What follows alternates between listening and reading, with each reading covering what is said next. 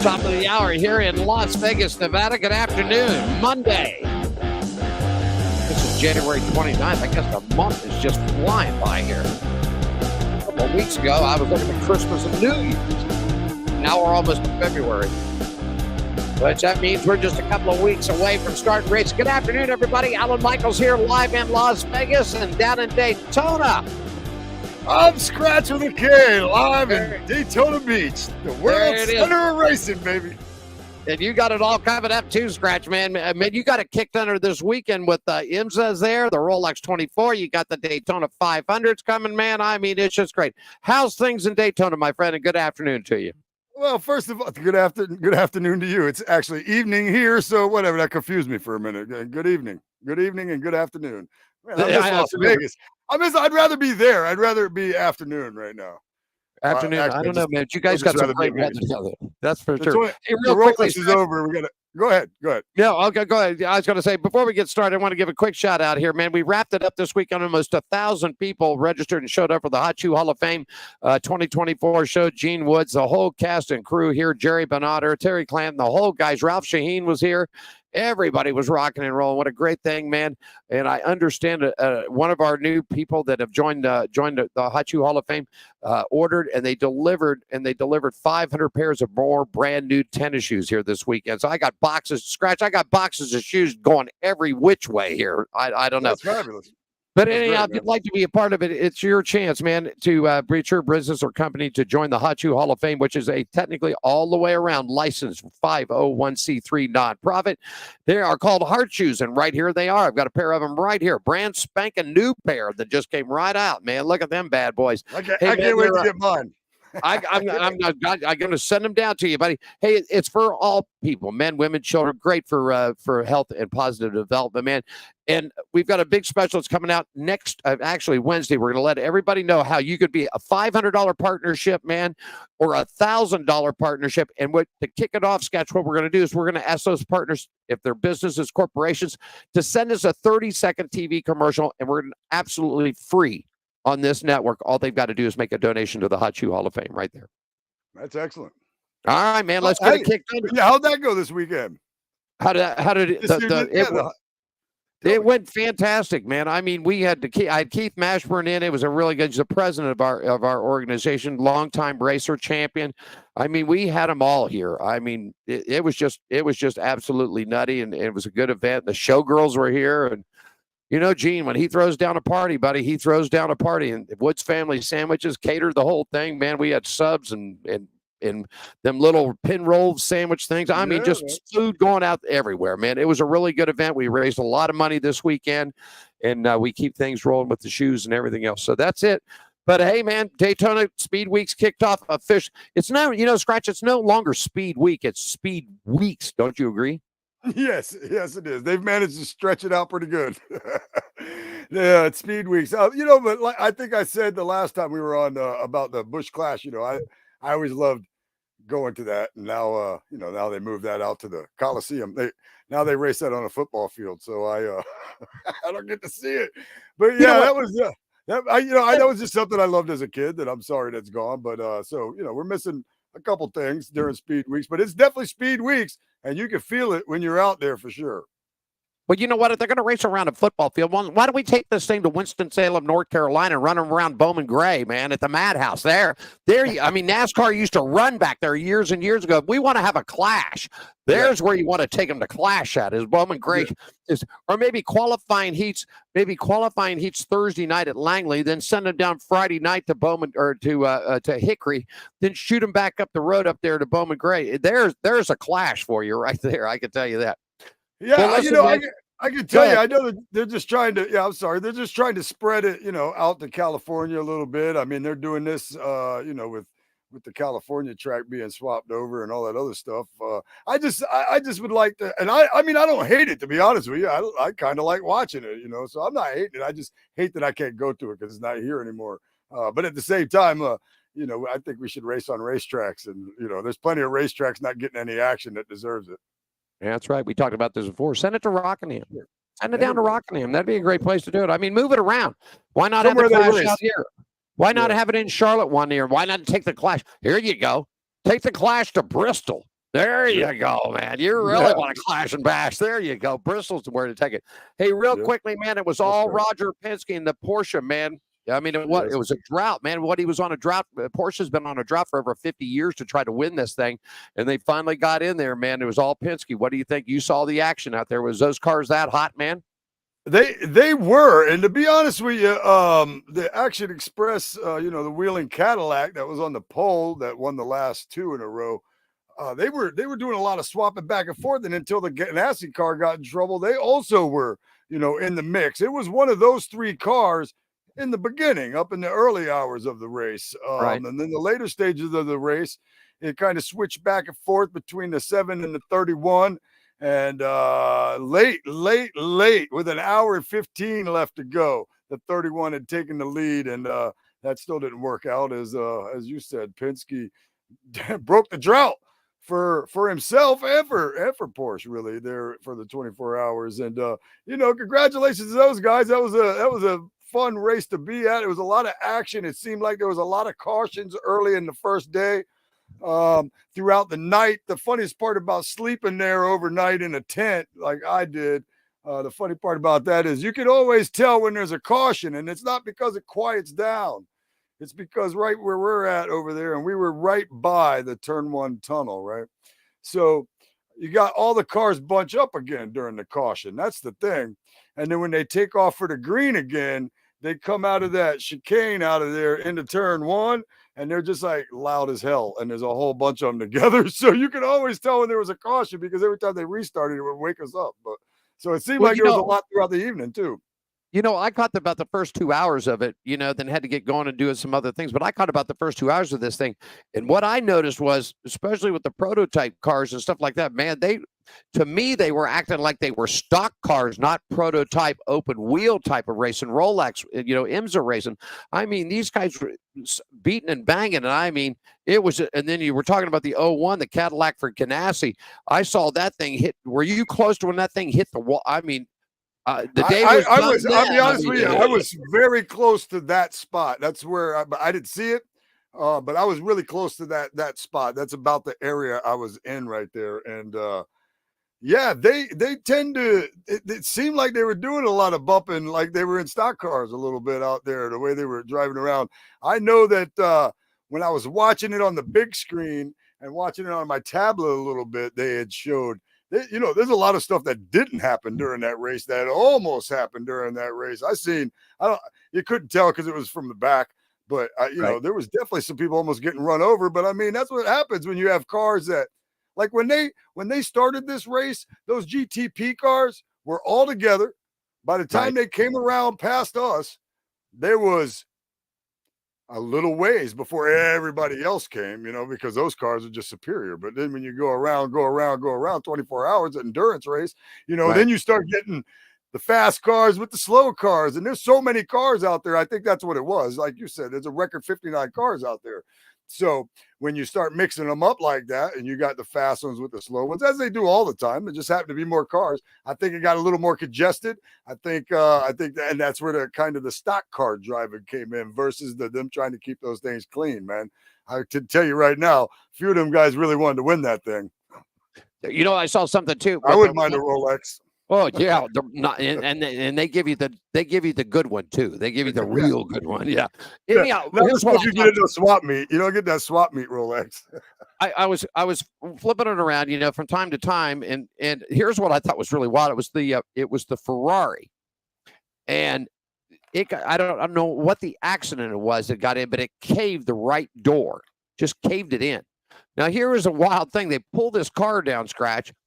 And within about, 6 to 8 seconds, they had pulled the door up out of there, slid a brand new door down, bolted it right back in, all within under 20 seconds they did this. But the big commentary of it is that whoever for the car owner has to replace the door just cost him $55,000 to replace one door on the right side of that car, man. And I was just like, my goodness gracious, 55 grand for a door. So, yeah, the insurance didn't cover in that accident. Oh man, the insurance don't cover race cars, man. I had an insurance guy in here one time because we had some race car drivers wanted to know if they could get their cars. Now we can insure the race car driver, but we can't insure the car. I mean, it ain't happening. So, hey, real quickly, LMP2 man, number 18 of the Era Motorsports man, the Orca LMP207 of Dwight Moran, Ryan Dizel, and Connor Zelich and Christian Rasmussen. All right, GT Pros number 62 of Rizzi. Man, some of these foreign guys out here. Rizzi Competent Zone. 269 GT of Alondra Pierre Goldi, James Collardo, and Daniel Sierra. All right. And the GT numbers, GT number 57, Wingard Racing Mercedes, AMG 360 of Russell Ward, Philip Ellis, and Daniel Morad. So that's, 4 big classes, 55, almost 60 cars, a record down there. How was the camping? I saw the infield. How was the camping there? It was good. It was good. And the weather was nice too. And then I guess down over in between 3 and 4, I guess they filmed some stuff in the infield for Brad Pitt's movie or something like that. Somebody was saying, hey, come back down here at midnight. They're going to be filming some Brad Pitt stuff over there. We're like, yeah, all right, whatever. So, but then my buddy he happened to be camping down that way and posted, I saw on Facebook something about, well, I guess I might have been in a movie tonight. So I don't know what was going on down there, but I know they were filming movie stuff for Brad Pitt's movie that he's been down here filming, all week long, down in New Smyrna and a couple other places. And then, like I said, I know he was out at the track filming, and I saw some pictures of him in the infield there and some things like that. You know who else was there too is Ricky Rackman. Because I happen to be associates with him. I've worked with him before and stuff, and so I had seen on his Facebook that he'd been creeping around the garage there, and he was down there too. So I'm sure those weren't the only famous faces that were there. I mean, I was there too. there. That's all. That all makes a difference. There you go. Nobody knows who the hell I am. That's why I don't get bothered at the races. Well, I saw the pre-race. Like I said, I caught the beginning of it, and a lot of car owners, a lot of car enthusiasts. You could tell big money at this thing. I mean, it wasn't. I don't think this was the Hollywood type of thing. I'm sure there were a lot of celebrities up in the towers and things like that, but yeah, this wasn't something like. This was something a lot different. And when I went to it, it wasn't the prestige. I mean, this was racing. People were coming there for racing 24 hours. This is what the toughest endurance race in the world right here. This one is. Yeah. So I don't know, man. I'll tell you right now. Yeah, this one is definitely, it's a different atmosphere in the infield at Daytona for the Rolex 24 than it is for, the Daytona 500 per se. NASCAR is a totally different fan than the sports car world, the IMSAs, the things like that. I mean, you go in the infield for the 24 hours, and not that you don't see big old, $500,000 RVs in the infield for Daytona, but, you see a lot of those in the infield for the 24 hours, and the difference is there's like a Lambo, a Lamborghini parked next to it, a Porsche, a Ferrari, not grandpa's pickup truck, like we got, for Daytona. It's different, man. There's they got a Porsche Corral, and that thing, I don't know how many Porsches are in it, well over 100 of all kinds of different Porsches, and that's just a section inside the infield by where my cousin and everybody there camps out that you notice, and there's just some beautiful cars. And I actually saw, I don't know what year it was in the 60s though, Volkswagen Bug convertible that, to be honest with you, you can have your Lamborghinis and your all this other stuff. I went right up to the guy that owned that car and I said, man, I'm gonna let you know right now, you got the coolest car in this whole infield. That thing was beautiful. It looked brand new, like it just rolled off the showroom. Really nice, man. Yeah, but there's definitely a lot of money running around there, fan wise, and this year, I mean, I've been to a lot of them. It looked busy for the Rolex 24 this year to me. I mean, as far as the shots that the television was given, yeah, Daytona is that one big long stretch, and I mean, there wasn't, yeah, you could see that there was holes and openings of places, but and then when they went to the infield and then they had they showed the camping areas, I mean, there was tents, there was this, there was that everywhere, people walking everywhere, people with drinks in their hands, food, this, whatever. And of course, the racing's all going on. Once it starts, it's 24 hours. So, go watch a little racing, go do this, go do that, come back and watch some more racing, whatever. But, it's the year I went down there with a friend of mine who had a bunch of people from Melbourne, Florida. And I mean, they all rolled up in their vintage Ferraris and their vintage Maseratis and things like that.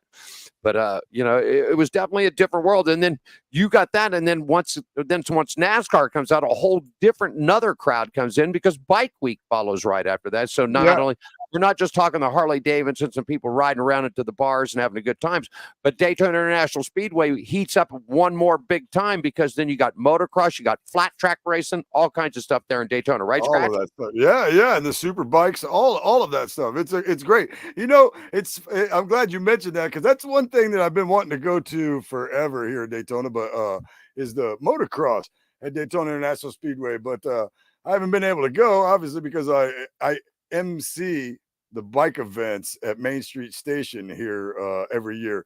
So being the MC at a place like that, right on Main Street for Bike Week, you don't really get out much. So I haven't been able to go to any motorcycle racing since I was a kid. And to be honest with you, when I was a kid, again, this is one of those things, I'd go out to the track a lot when I was a kid. I can only remember going out there for the super bikes a couple of times. And I remember too that my neighbor was like friends with somebody that raced one of them because they would come down and stay with them every year, and then they would go out and race the bikes. And like I said, I only remember being out there for that a couple of times. But man, I'll tell you what, man, these guys got some cojones, man. And them bikes, leaning them down to the ground, they're riding them like sideways down the street. I don't know how they do it. Alan Michaels. I don't. I want to say hi to our good friends over at G&G Cycle Works logged on today. Hi, guys. How you guys doing out there? So we want to say hi to them. And I'll tell you what, gets it, and a lot of people don't realize, of course, you got all the racing, the motocross with the GP bikes at the Speedway there, and then all the dirt racing too. Hey, get to Volusia County Speedway because that's where you're going to see the big Harleys. You're going to see the flat track racing, man, you talk, hold on. I mean, that's basically about it. Open the throttle, drop the clutch, and hold on for 5 to 10 laps around that thing. You want to see some good race. Get out there and see some of that flat track stuff, man. I'm telling you. Yeah, the local, again, I mentioned this the last time we were on there. I'm fortunate to live like right in the middle. Volusia Speedway Park's a little bit further, but not much. I live right in the middle of Volusia Speedway Park and New Smyrna Speedway, and so it just depends, man. Sometimes you feel like asphalt and sometimes you feel like dirt and you just go get it, So they got a big old schedule coming up, though, for Bike Week as well as Race Week. And I'm sure in one of these shows in the next week or so, we'll discuss their schedule, too, for the Speed Weeks. Because this is going to be a whole hell of a lot of racing in this county coming up in the next month. We certainly is. Hey, let's take us a quick break. Let's pay some bills. You got Skratch down in Daytona Beach, Florida. Alan back here back in Las Vegas. We'll pay a bill. We'll come back. We got a little bit of racing news. And old Skratch, I wanted to show you something. So this year we're going to play some trivia. My friend Rob Street got me this. The complete dictionary of all the NASCAR news, notes, scores, wins, polls. I mean, look at this bad boy. I mean, that looks like a thick old book of make Skratch look like a dummy. Just kidding, Don. Actually, that's a book right there that not only makes Skratch, but it makes Alan look like a dummy too. So we can have some fun with this thing. We'll use it. We'll use that book to learn something. How's that say, Alan? Sounds good. We'll learn ourselves a couple things. We'll take a quick break. When we come back, Skratch down in Daytona. I'm here in Las Vegas. We got more of On Pit Road Racing, the Monday edition, right after this, everybody.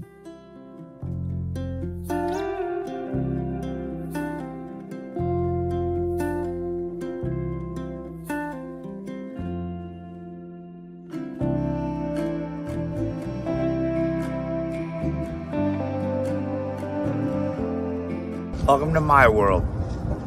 Handicap man down at a charity feed. Great spread this morning. God, it was horrible. But it made what I needed to happen. Then I had these people that stopped and said, "Hey, you want some shoes?" I said, "Yeah, I was going to need to get some anyway. So might as well." And if it really comes to fruition, help them buy more shoes so that we can help more people. I'm not but you know what I mean. hell, might as well. There's nothing wrong with helping someone. You know, it makes for good karma or good energy, whatever it takes. Are you ready for the wildest ride on Fremont Street? The Gene Woods Racing Indoor Go-Kart Track Experience. 450 Fremont Street, suite number 171 on the corner of Las Vegas Boulevard and Fremont Street. Open 7 days a week, noon until midnight. Strap yourself in, pull your safety belts tight, and feel the power and the speed at the Gene Woods Racing Indoor Go-Kart Track Experience. Downtown Las Vegas, Fremont Street, 450 Fremont Street, suite number 171, right on the corner of Las Vegas Boulevard and Fremont Street. What are you waiting for? Log on, get your tickets now. It's time to go racing at the Gene Woods Racing Indoor Go-Kart Track Experience, 450 Fremont Street, downtown Las Vegas. Las Vegas, Nevada, where everything seems to move a little bit faster. Like a lot faster. Like 200 miles an hour faster. It's more than a race. It's full throttle insanity. The drivers aren't the only ones on the joyride. Family, friends, and unforgettable moments. I'm talking full throttle mayhem. I'm talking NASCAR in Vegas. What could go wrong?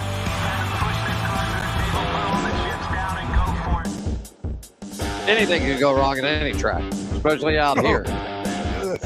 Last year we got to see Bubba. We got to see Bubba and Kyle go at it last year, man. Oh my goodness, I've seen some of those. I've seen some of that stuff before, man. I just wish let him go. Let's the old Daytona finish, man. Let him go battle it out, man. I agree. I've always said, man, if they could do it in hockey, and I mean, just let it happen, man. But you wanna spice it up a little bit. Let them jump out of the car and punch them in the face if they want to. Yeah, I mean, I don't care. I mean, you're right. In hockey, the hockey teams hire guys that's all they do is go out on the ice and just beat butt, man. I mean, and they don't care if they get thrown in the penalty box or not, man. They'll go out there and knock that guy's teeth out. Okay. Yeah. I like I said, it's just, I mean, tempers are. You know what? How about this? I'd rather see them beat the other guy's ass. Okay. Than crash them. Oh, okay. As much as we like crashes, as much as we like in other words, crashes maybe as a human person, but come on, man. I mean, it's dangerous out there. It's dangerous out there. You're wrecking a guy. You know what I mean? You're wrecking a guy. That's one thing. You punch a guy a couple times and everybody breaks it up. That's another. You know what I mean? But you wreck a guy.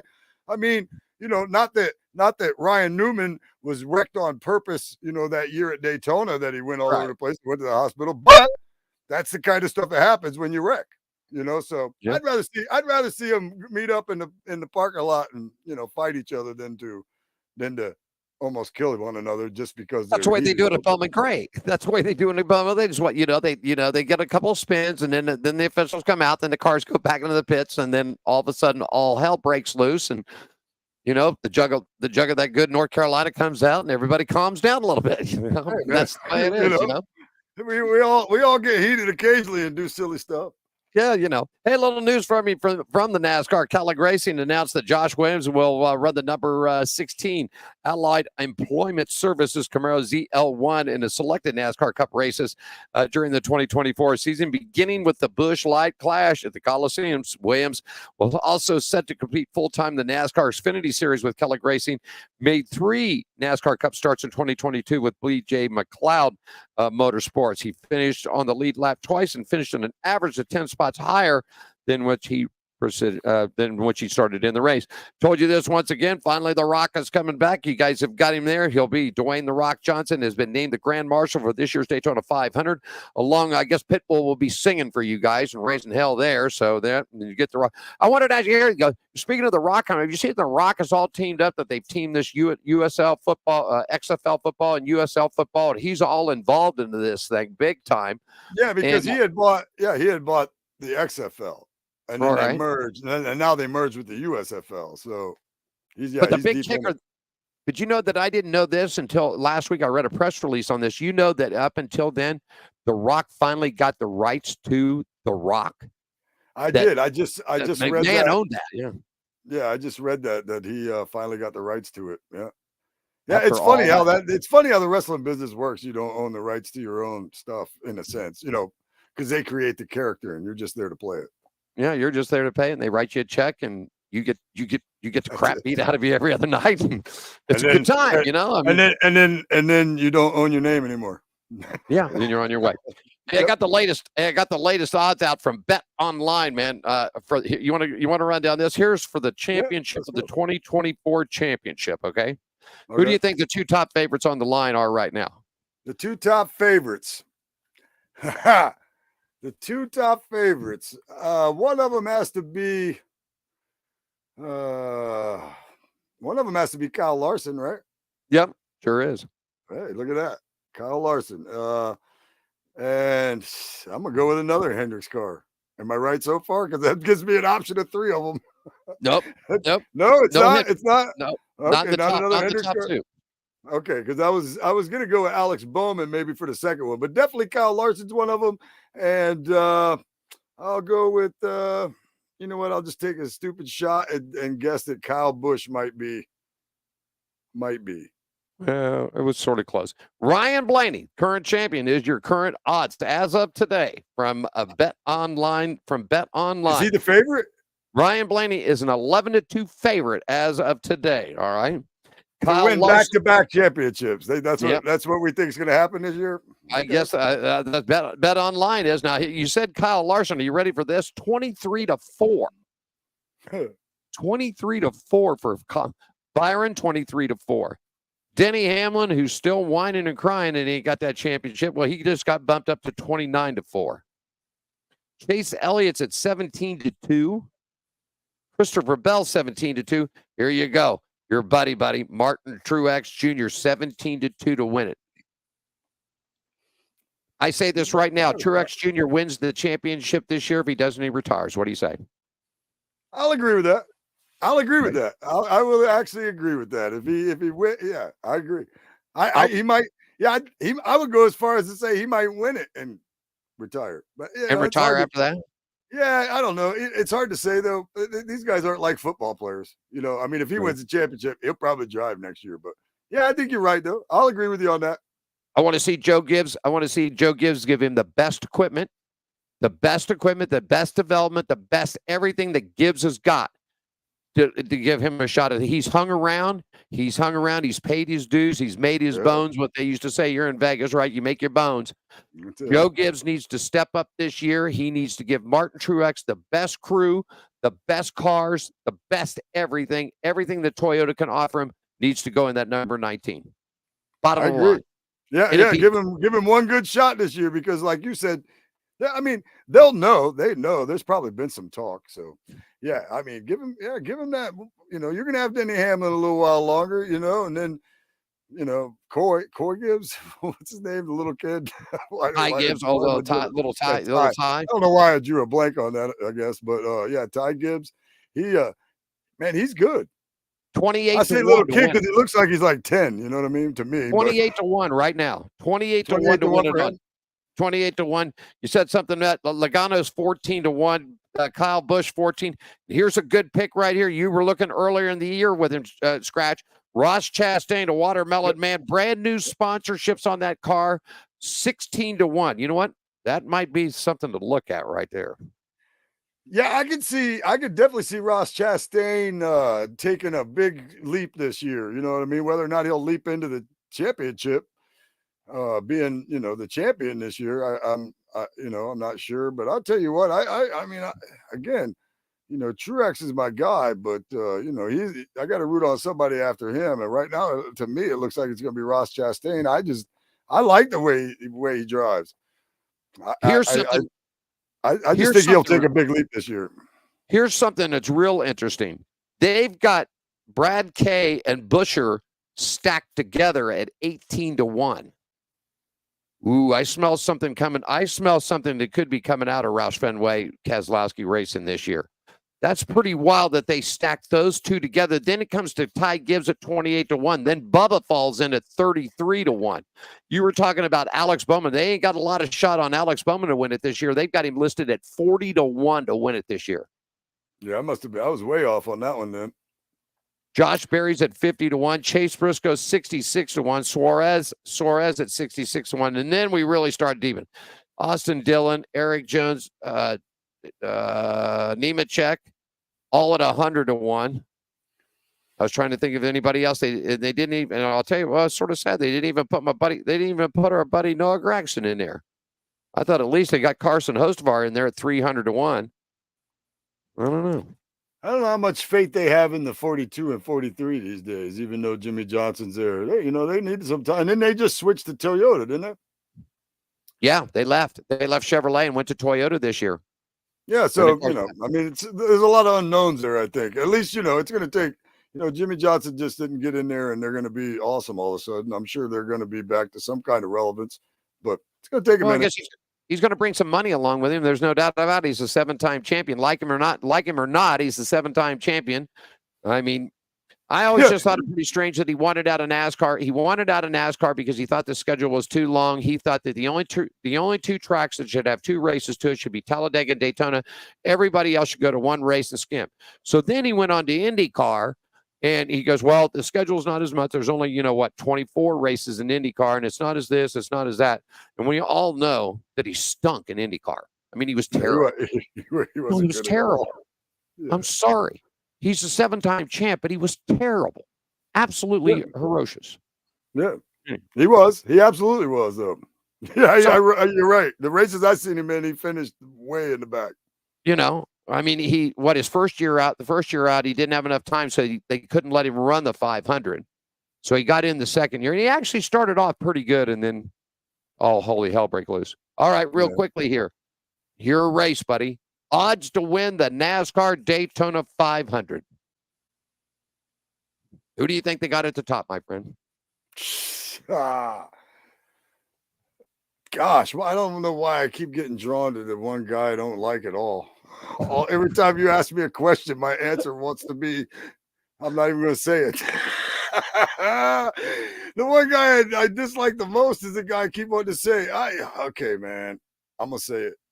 Kyle Busch. No, hey, man, Ryan Blaney, 10-1. Damn, Ryan Blaney's eating it up this year. He's just eating it alive. Why do I just want to pretend like he didn't win the championship or something? That's what I feel like I'm doing. I'm just acting like he doesn't even, like that didn't happen. I don't know.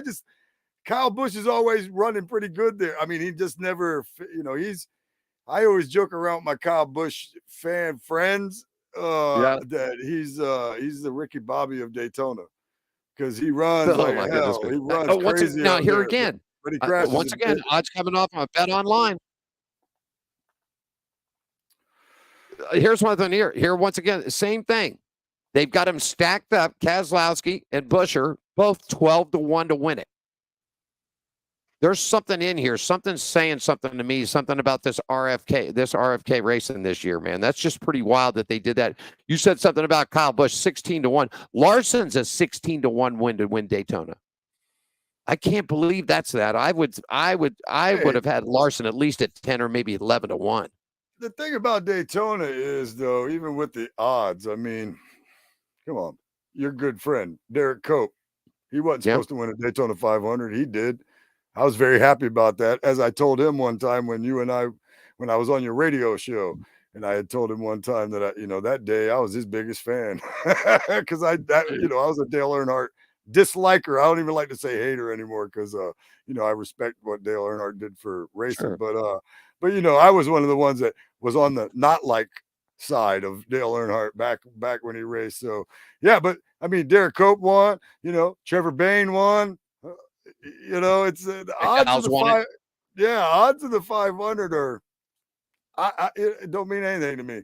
The fastest car at Daytona doesn't mean anything to me. It's usually there's just too many things that factor in. I mean, it's a one-car crash that turns into 6 of the favorites are out all of a sudden. So who knows? I'll tell you if I can. I'll tell you a quick story though about Trevor Bayne winning the Daytona 500. If you want, go ahead. So my buddy Haskell, he used to be he was the actually car manager of Martin Truex Jr.'s team. So back in the day in Daytona, we used to call our campsite the Chance 2 Party Complex because Truax had ran for chance 2, and this was after they had already went to the Cup. And these guys all stopped by, the whole entire crew, and they're like, "Hey, is this a Chance 2 party complex?" And we're like, "Yeah." They're like, "We're Chance 2." And so it was a whole DEI crew, and they would come and hang out with us every year in the infield, which was awesome. So Haskell tells me, "Hey man, watch this dude, Trevor Bayne. Watch this kid, Trevor Bayne." He goes, I'm gonna go to the Hooters, and or he's racing Hooters Cup now. He goes, "I'm gonna be his crew chief in the NASCAR East or West or whichever series it was then."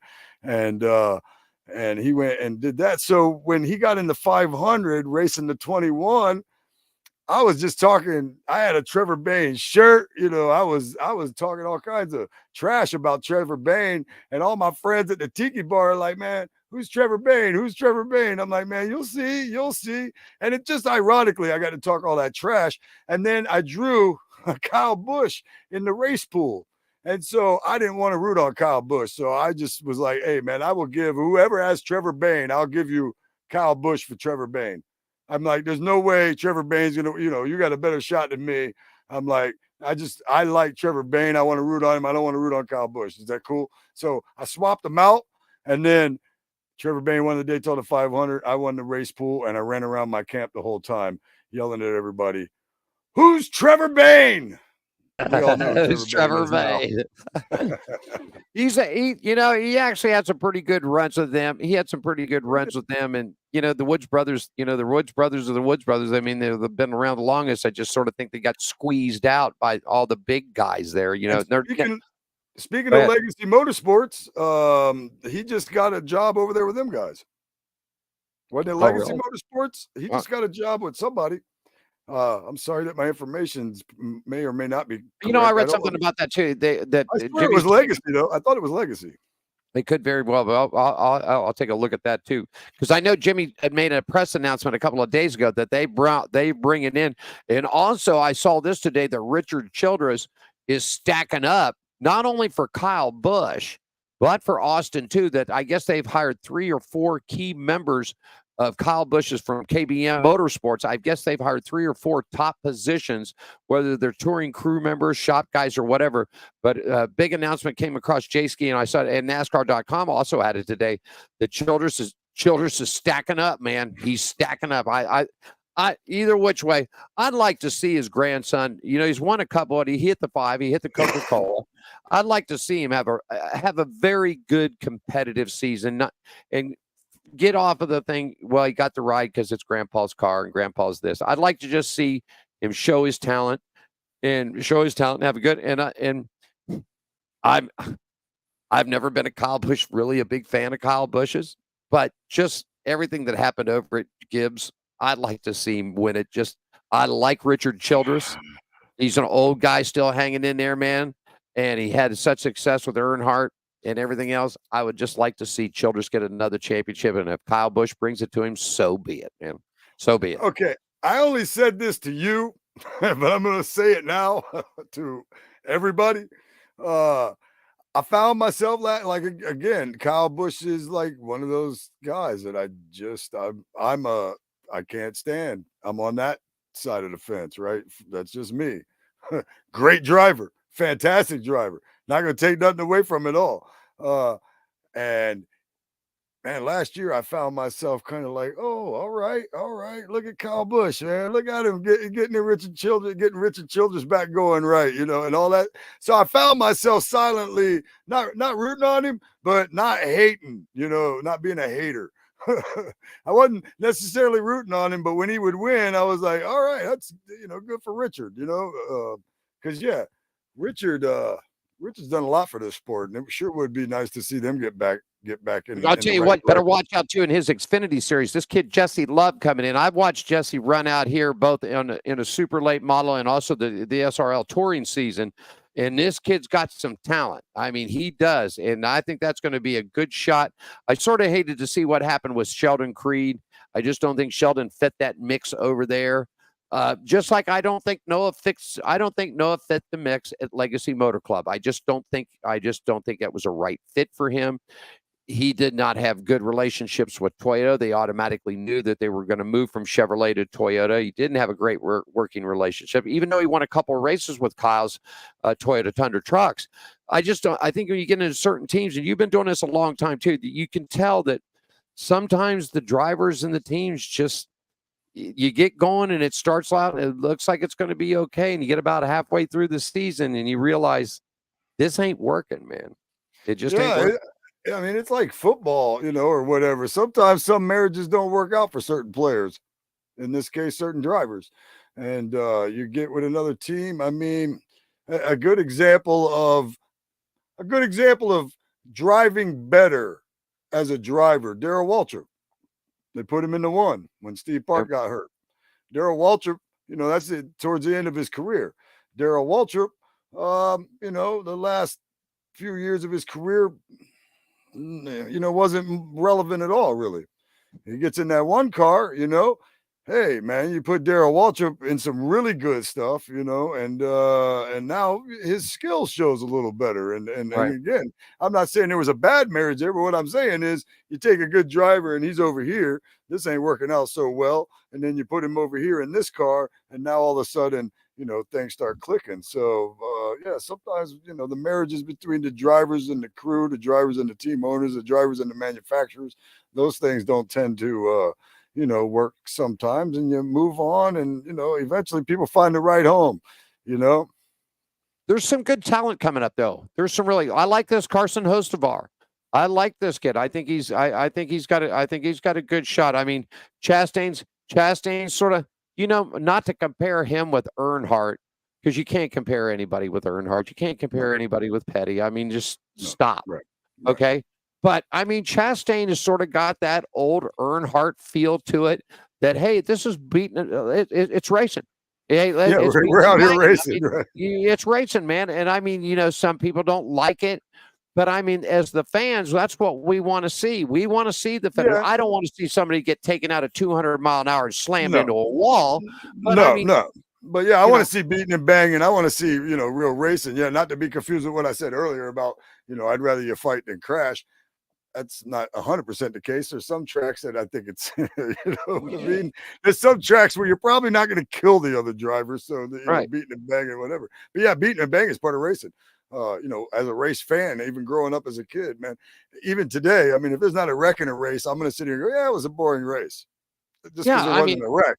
I'm not rooting on a wreck. I'm just saying, if there's not a wreck, usually the race is kind of boring. Tends to be. I mean, that's my opinion, being a race fan and watching. Not unless we get in back into the day to where the slingshot stuff comes back to where, you get 2 or 3 cars up front, then 2 or 3 stack up, and they're going to, there's 8 to go, and they're going to try the slingshot moves and, side by side. And with all this drafting and everything else, they're taking the horsepower out of. That's the problem. They thought that the cars have gone too fast when Bill Elliott, clipped 210, whatever, and some change. Whatever it was. 210 and some change at Talladega, man. And they said, oh, no, we got to slow them down. But then, so they take the horsepower away from them, put these restrictor plates up on them, slowing them down. But to me, it's made it more dangerous. And in fact, to take you back, you remember it was at Talladega. I think it was 94. First time they put $1 million up for the winner. Rusty Wallace had been leading. Dale Earnhardt came down. They tagged. Rusty went flying through the air, barrel rolled and flipped. And Dale Earnhardt that day, I believe it was Bob Jenkins that was doing the pit reporting or infield reporting, came up and he says, you know what? This was the day that we knew that Rusty and Dale were really friends. I mean, they were racers on the track, but they were friends. And Dale Earnhardt looked at the camera and said, you know what, NASCAR, you damn near just cost me my best friend's life today. He goes, you're slowing these things down and you put $1 million to win. Not the rest of the purse, just to win $1 million. Yeah. I damn near killed my best friend today. Something needs to be done. So, okay. And then they really didn't do anything until after Dale Earnhardt died. Right. That's when we got safe. Yeah, then that's when we got safe, and everybody was required to wear the Heinz devices and everything else. But you're absolutely correct. So it's going to be interesting, too, to see this year, since NASCAR did this big development out in Phoenix about the midsize and the short track combination, to see about this and to see about how they're still trying to take the crash away from the driver. And that's been the big talk. So I'm interested in seeing the Clash is it's what, quarter mile bumper cars. Well, I Yeah, mean, well, there's no really room to pass there. I mean, if you get the lead, I mean, that's it. I mean, I watched it last year and it seemed like, okay, there was a couple of maneuvers with a lap or two to go in the heat races, but besides that, if you jumped up on the lead, as long as your car was strong, that was it. There's no really room to move them around, or it's not a Martinsville, it's not Bristol, it's not Rockingham, it's not Richmond. I mean, I'm whatever, but well, you definitely, if you want to pass anybody there, you kind of got to give them a little bit of a chrome horn, I would imagine. Oh yeah, it is really tight there. I go ahead. watched the first ones, and I mean, I remember them moving people out of the way a little bit over in the turns. Like they'd have to. I mean, that's the only way you could pass. It seemed like is by just excuse me, beep. Yep.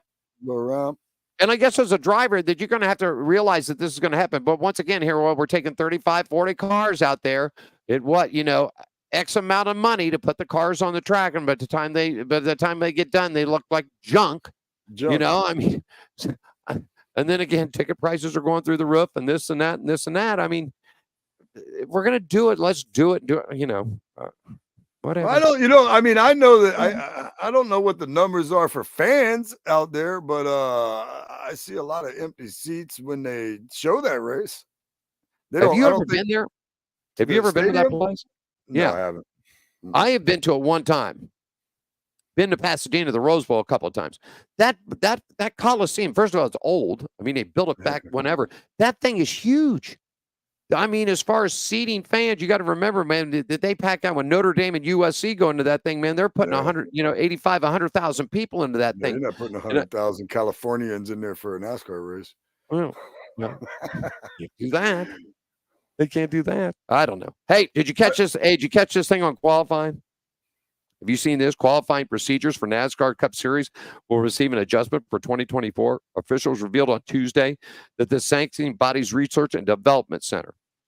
Okay, here you go. See, you are you with me? Each race's 36 plus entrants will continue to split into two groups for the time trial qualification, with the fastest 5 drivers from each group advancing to the pole round and setting up for the top 10 positions will remain for the main event. Does not change. What will change is the manner in which the positions 11 through 40 have been determined. Previously, the cars that finished outside the top 5 in the two groups were seated 11 through 40 basis on their fastest qualifying lap, regardless in which group the drivers were in.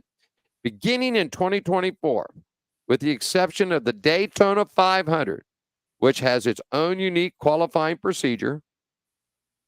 Skratch. The duels. There you go, buddy. There it is. Only the first 2 spots are qualified for the first 2 spots, and then they race it out. The duels. That's it. Okay, I like that. For the Daytona 500, the cars will not advance to Group A, will not be determined the outside row for the starting positions 11 through 40, while the remaining cars from Group B will determine the inside row. Do you understand any of this? No. Okay, I just wanted to make sure that I wasn't being stupid. Officials landed upon the alteration after the feedback from the industry. Track conditions changed throughout. This is why they say they're doing this. Track conditions changed throughout the course of the qualifying session. One group may have previously received more grip than the other group. The goal is to limit the vacancies in the starting position. You limited your vacancies. You got to get a car count up, folks. Yeah, and let me. Didn't they draw the qualifying position? Like, don't they draw that? Like, you're going to qualify first, you're going to qualify second. They draw that, right? Yeah, so it's that's how it's the same for everybody every week. Is what I'm saying. Yeah, I guess so. So I guess this goes back to what we were talking about before. Like, it's the same rules for everybody. Just this is what happens. This week you got to go out, in first. Next week you might end up having to go out in the middle of the pack. I mean, it's just what it is. I don't know. I guess they're just trying to they're just trying to make it more even for everybody. I guess I guess if you're driving, we'll just use this. Yeah. I drive for Penske. You drive for Tony Stewart. Okay. I go out early. Okay. And so it's cool then. So I get more grip. You go out mid to late in the afternoon when the sun's been beaten down on the track. Right. Well, okay.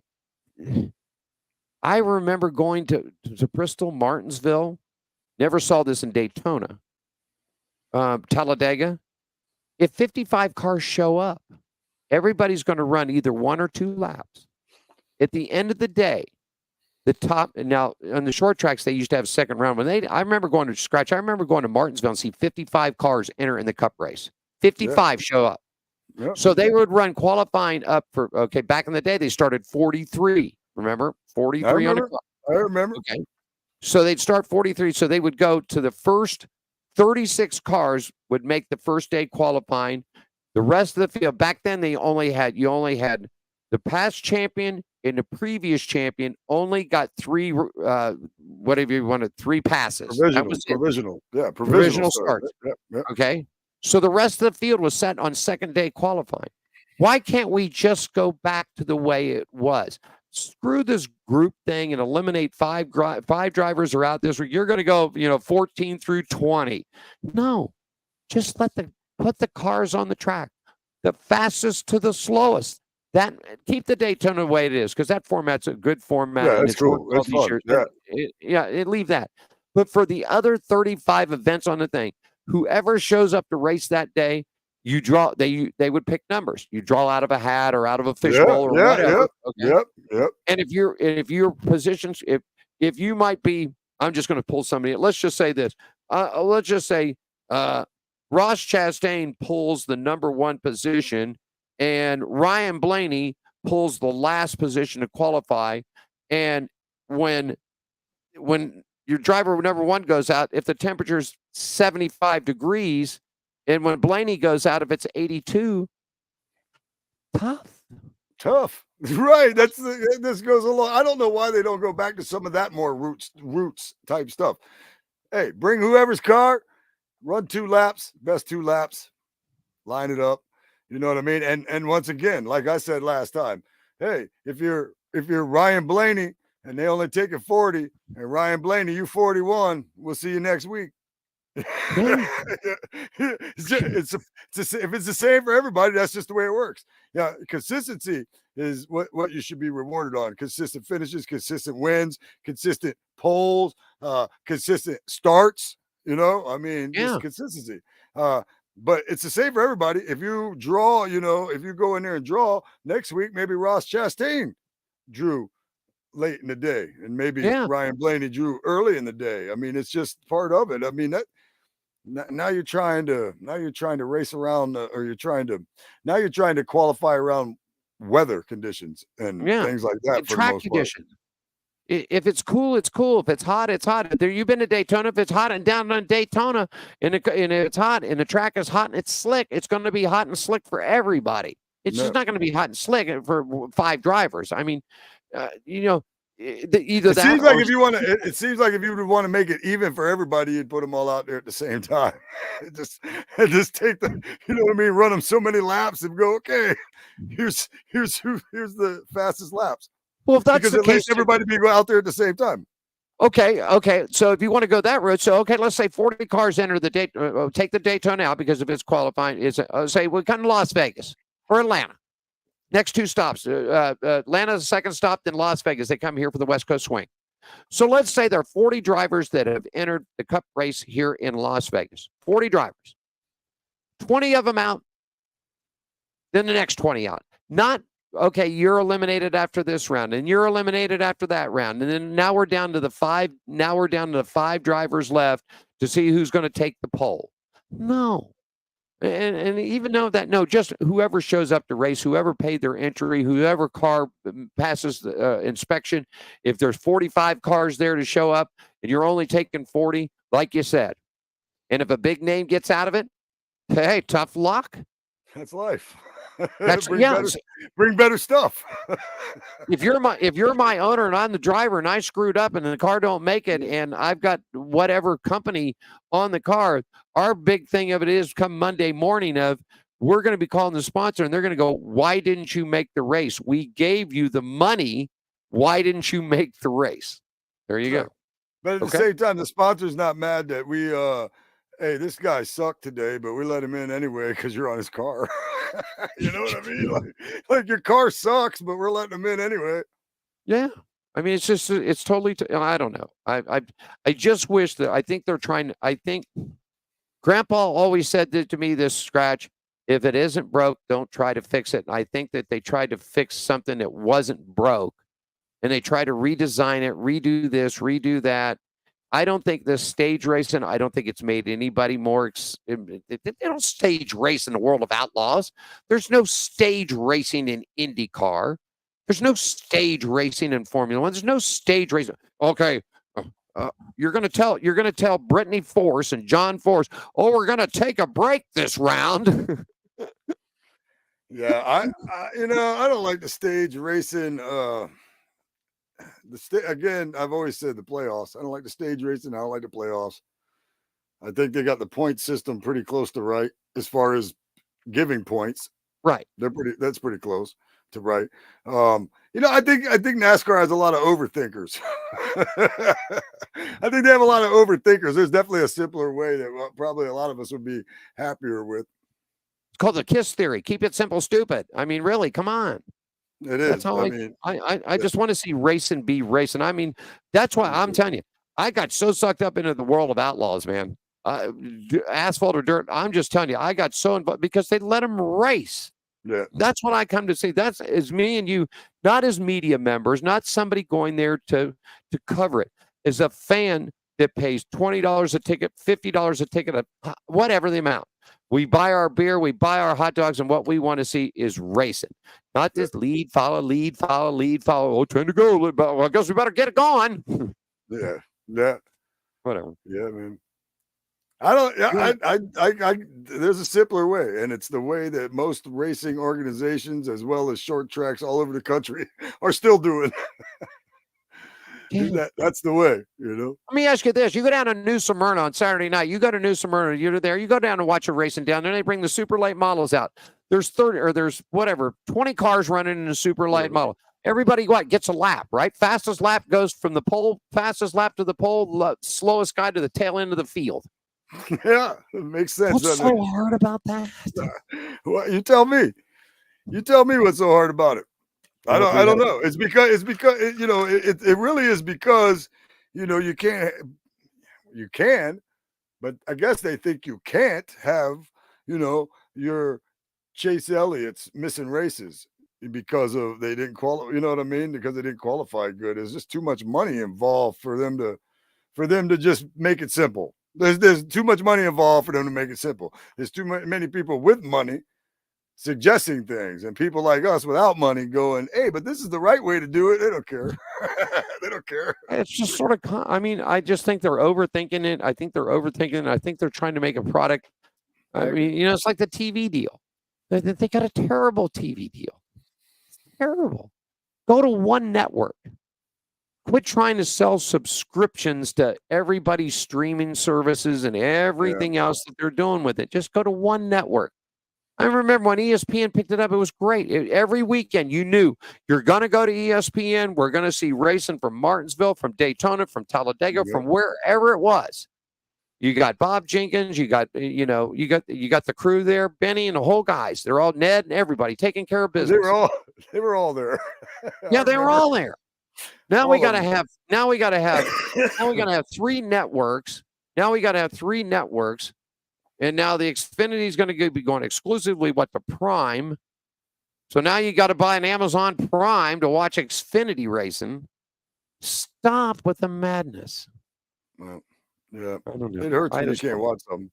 I mean, I've got Amazon, so I'm lucky, I guess, in that aspect. But if I didn't, I don't know if I'd buy it just to watch Xfinity races. I guess I just wouldn't be watching them. Yeah. Well, I mean, it's like, the trucks, at least they keep the trucks on Fox Sports 1. At least they do that. Yeah. I love At least they do that. I mean, where you're gonna, where you're gonna do. Yeah. I just don't get it. I just don't get why they can't work out a good deal.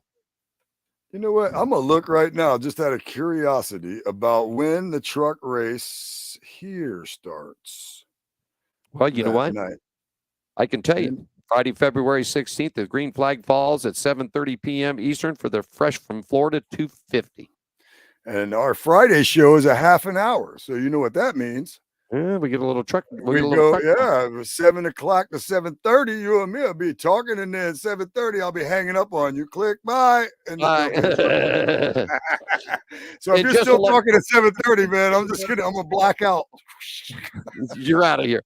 So to let everybody know, for Speed Weeks down in Daytona, Friday, February 16th, 7:30 p.m. is the Fresh from Florida 250 for the NASCAR Craftsman Truck Series. The Xfinity Series rolls off Saturday, February 17th, 5 p.m. on the East Coast. Little night racing down there for you, Skratch. United Rentals 300 at Daytona. And then, of course, you'll get the you got the duels coming up for you on Thursday, February 15th. Now they've got a 7 p.m. East Coast. I wonder if that's a tape delay. I wonder if that's a tape delay or if that's a live TV. It doesn't say, but a 7 p.m. Eastern time for the Blue Green Vacations duels number 1 and 2. And of course, the granddaddy of them all, February 18th, 2:30 p.m. for the green flag for the Daytona 500. And of course, pre-racing and fun time racing Saturday, actually coming up this weekend, Sunday, February 4th, 8 p.m. Eastern time. So that'll be 5 p.m. here in Las Vegas for the Busch Clash at the Coliseum in Los Angeles, California. So real quick, I just thought about it, and I wanted to clear up what I was saying about Trevor Bayne earlier, which I was right, Okay. by the way. Trevor Bayne and boy, that was loud. Trevor Bayne and Corey Haim. They went to competition roles at Legacy Motorsports. Trevor Bayne will serve as the driver optimization leader, and Haim will serve as the simulator and reserve driver for 2024. So Trevor Bayne is with Legacy Motor Club as the driver optimization leader, whatever that is. What the hell is that? I thought for sure you would know. I have no idea, but that's what he is. Idea. What is that? Bayne The will guy serve that as the driver optimization leader. That's the role. I mean, is that like the guy that brings you the ice pack in a water bottle or something? I mean, I don't know. what? I don't know. That'd be awesome What to do be you the driver that you got a Daytona 500 winner bringing you water. I don't know what that is. I have no idea what that is. And then you got another one that's what he does. He runs the simulator. I guess he's running the simulator. So you got to hire somebody to run a simulator. Yeah, it says right here, Bayne. Let's see. Bayne, according to a team press release, will work closely alongside Legacy Motor Club's competition advisor, Matt Kenseth. And Bayne's primary role will be race preparation for the team's drivers, John Hunter Nemechek, Eric Jones, and Jimmy Johnson. Well, I got That to make still sure doesn't they got tell us. somebody. So Yeah, that still don't tell us anything, does it? So he's gonna be, man, I love Trevor Bayne, so I hate making jokes, but I'm gonna anyway because I'm a comedian. That's what I do. Play one on us. So yeah, I guess he's gonna be Matt Kenseth's assistant. Is that what he's gonna be? Matt Kenseth's. Yeah, Matt Kenseth's assistant. So what is this guy's job now? Is I was he go gonna get use the B word, but I'm glad I didn't. Is this guy in charge of going to get the clean fire suits or something, man? I mean, I don't know. It doesn't sound. Sure. I mean, he's excited about it, so it must not be as bad as we're making it out to be. I don't know. It must not be I that have the bad. faintest idea. I mean, he got so many jobs and so many titles these days. No wonder the ticket prices are through the roof. They can't put nobody in this because you're paying all these people to do all. I mean, for God's sake, you need to pay. Probably makes they're paying Trevor Bayne. $100,000. Paying Trevor Bayne to get the other drivers prepared. It's about being prepared. The preparation process, trusting. He said he appreciates Jimmy Johnson having. He's humbled that Jimmy Johnson was trusting him in the preparation process this year. So yeah, it has something to do with prepping them for the races, getting them ready for the races, as if they haven't probably done that their whole life already. But I don't know. I don't know. It's a gig though. He got a job. I mean, now I don't know if he's still going to be on the TV show or not. But it doesn't really say. You got to have somebody. I mean, you got to have somebody to prep you. You're getting into a 600, 700 horsepower stock car. You're Sounds going like 200 mile an hour around most of the tracks at one time. It sounds You like have to have somebody a fluffer prep you. position. I don't get this. He's a fluffer. He's a He's something. fluffer. Wait a second. We got to be. We have children now, so I mean, where do you get a job like this?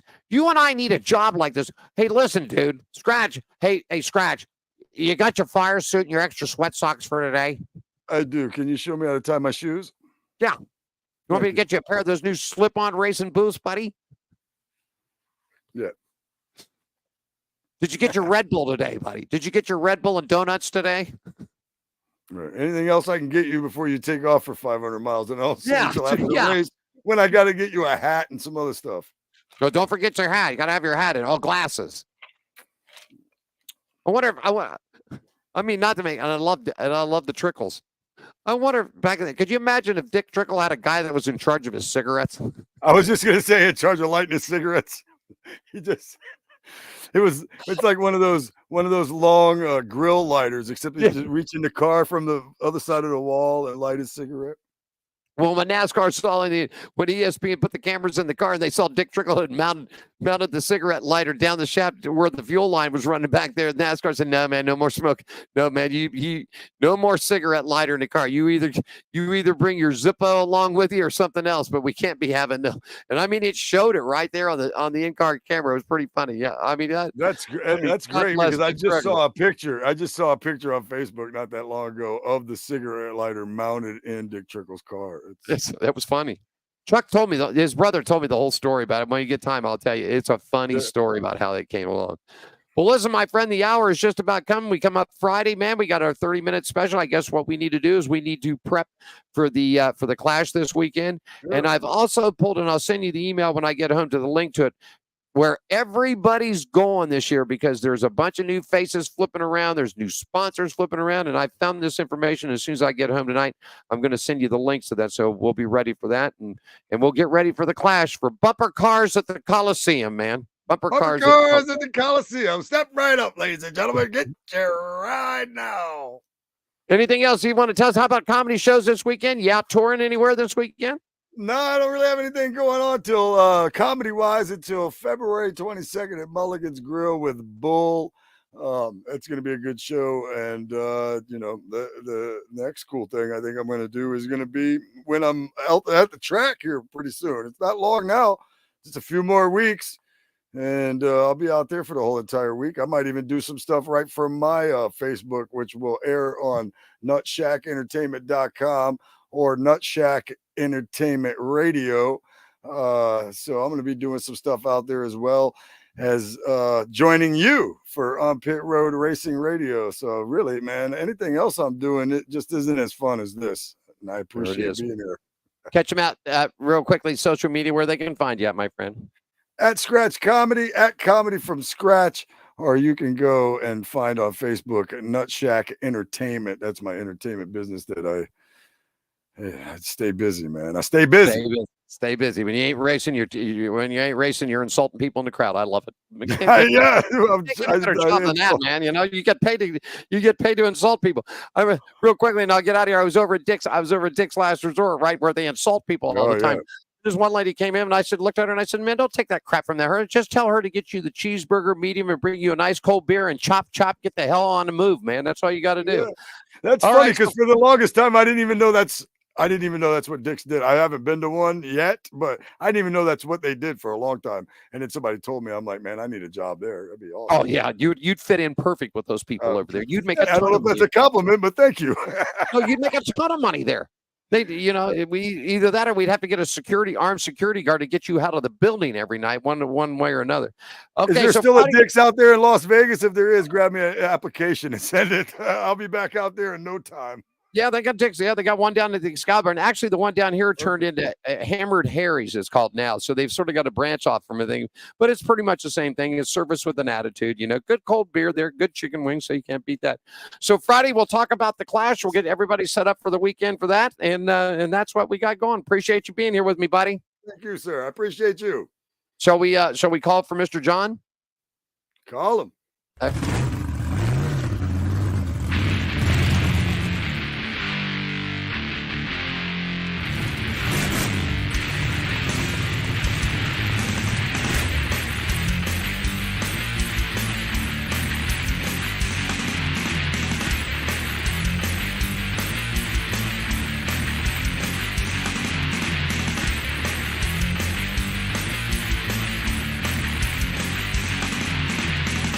Thanks for joining us for On Pit Road Racing. Follow us on our website, Facebook, Twitter, and Instagram at On Pit Road Racing.